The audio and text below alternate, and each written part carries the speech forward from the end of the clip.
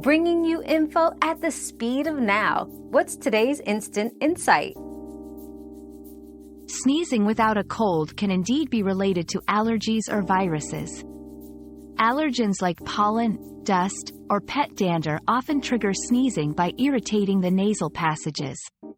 Unlike cold-induced sneezing, allergy-related sneezing is usually accompanied by itchy eyes and a runny nose.